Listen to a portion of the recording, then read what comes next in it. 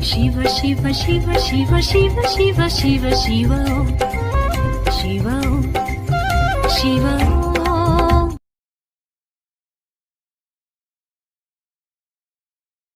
அனைவருக்கும் என் முதற்கண் வணக்கம். நான் இன்று பேச எடுத்துக்கொண்ட தலைப்பு வந்து பாத்தீங்கன்னா ஐந்தாம் பாவம்.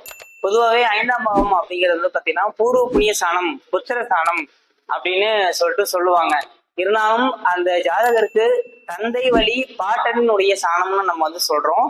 பிளஸ் அந்த குழந்தையினுடைய நடத்தையுடைய சாணம்னு நம்ம வந்து சொல்றோம். இப்போ பொதுவாகவே அந்த ஜாதகத்துல ஐந்தாம் இடத்துல நம்ம வந்து பார்க்கும்போது சூரிய பகவானுங்கிற வந்து உட்கார்ந்துருந்தாங்க அப்படின்னா அவங்கள்ட்ட செல்வம் செழிப்பு எதுவுமே இல்லை அப்படின்னா கூட மற்றவங்கள்ட்ட வாங்கி அவங்களுக்கு வந்து உதவி பண்ணணுங்கிற அந்த ஒரு மனநிலையில தான் வந்து எப்போதுமே இருப்பாங்க. அதே மாதிரி வந்து பாத்தீங்கன்னா ஐந்தாம் இடத்துல சந்திர பகவான் வந்து உட்கார்ந்துருந்தாங்க அப்படின்னா கல்வியில நாட்டம் வந்து அவங்களுக்கு ரொம்பவே அதிகமாகவும் இருக்கும். அதே மாதிரி பெண் குழந்தை நம்ம வந்து பிறக்கும் அப்படின்னு நம்ம வந்து சொல்லலாம்.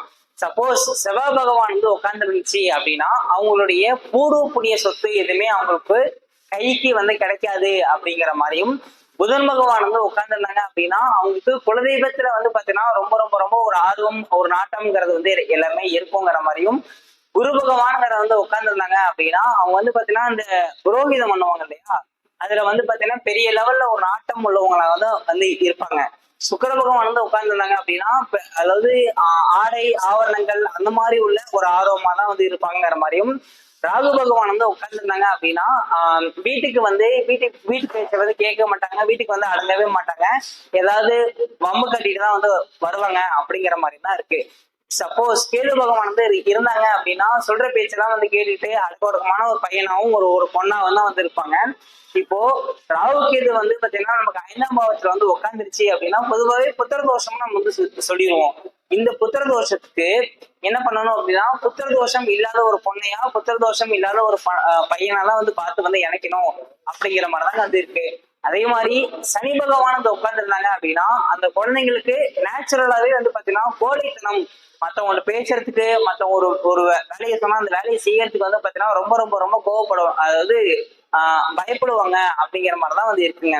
அதே மாதிரி வந்து பாத்தீங்கன்னா அம்மாவுக்கு வாக்கு சாணம், அம்மாவுக்கு உயர்கல்வி சாணம் எனவும் அடக்கப்படுகிறது. பொய் சொல்லாத நிலை, திருமணத்துக்கு அப்புறமும் தன்னுடைய மனைவியை வந்து படிக்க வைக்கக்கூடிய சாணம் எனவும் அழைக்கப்படுகிறது. இப்போ இளைய சகோதரருக்கு தைரிய வெறிய சாணம் எனவும், மூத்த சகோதரருக்கு காதல் சாணம் எனவும் அழைக்கப்படுகிறது. இந்த மூத்த சகோதரர்கள் நம்ம வந்து பார்க்கும்போது ஐந்தாம் இடம் 7ஆம் இடம் வந்து பரிவர்த்தனை பண்ணிச்சு அப்படின்னா திருமணத்துல வந்து பிரச்சனைங்கிறது வந்து வராது. ஐந்தாம் இடம் 7ஆம் இடம் 8ஆம் இடம் வந்து பரிவர்த்தனை பண்ணிச்சு அப்படின்னா திருமணத்துல கண்டிப்பா பிரச்சனை வரும் அப்படிங்கிற மாதிரிதான் வந்து இருக்கு. ஐந்தாம் இடம் 6, 8, 12 மறைஞ்சிருச்சு, பகை நீசம் அஸ்தங்க வந்து பெற்றிருச்சு அப்படின்னா பூர்வீக சொத்து இல்லாமல் இடையில் இடம் மாறி வாழ்தல் வேண்டும் அப்படிங்கிற மாதிரிதான் வந்து இருக்கு. இப்போ ஒரு ஜாதகம் ஒன்றை நம்ம வந்து ஜாதகம் கொடுத்தோம் அப்படின்னா ஃபர்ஸ்ட் கேட்கக்கூடிய கேள்வி வந்து என்ன மாதிரி வந்து இருக்கும்னா இவங்களுக்கு தாய் மாமனுக்கு எப்படி வந்து நேரம் வந்து நல்லா இருக்கா இல்லையான்னு கேட்பாங்க. அந்த தாய் மாமனை பத்தி நம்ம பார்க்கக்கூடிய சாணங்கிறது வந்து பாத்தீங்கன்னா 5ஆம் இடத்துல தாங்க வந்து குறிக்குது. இப்ப வந்து பாத்தீங்கன்னா பெரிய லெவல்ல நம்ம டாக்டர்கிட்ட போனோம் அப்படின்னா அவங்களுக்கு என்ன பிரச்சனை அப்படின்னு கேட்டுட்டுதான் நமக்கு வந்து வைத்தியம் பண்ணுவாங்க. ஆனா ஜோதிடர் நம்ம உங்களுக்கு என்ன பிரச்சனைங்கிறது வந்து கேட்கக்கூடாது, இருக்கக்கூடிய 24 கட்டம் பிளஸ் 9 ராசியை மட்டும்தான் வச்சு வந்து சொல்லணும் அப்படிங்கிற மாதிரிதான் வந்து இருக்கு. இந்த பொன்னான வாய்ப்பு கொடுத்த அனைத்து நல்லவர்களுக்கும் நன்றி, வணக்கம்.